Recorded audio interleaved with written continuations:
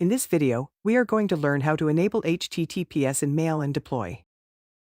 Right now, only HTTP is enabled. We can see it here in the link.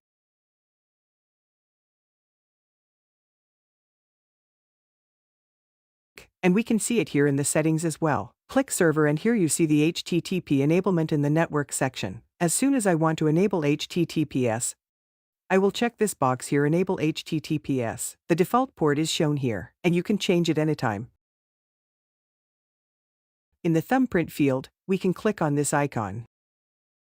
As we do not have a third-party signed certificate for this machine, we will create a self-signed. We accept this message and click OK. Then Mail and Deploy creates a self-signed certificate. In case you have Mail and Deploy installed in your Qlik server and the server has a third-party signed certificate, then you need to add the according thumbprint in this field. How do you find the according thumbprint? You go to your Qlik Management Console and then to Proxies.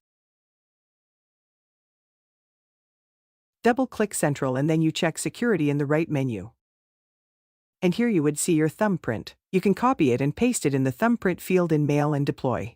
Then we click OK. And now Mail and Deploy will ask me to do a restart. We click OK again and Mail and Deploy restarts. Now we can check the HTTPS enablement in the link here. We add HTTPS and change the port.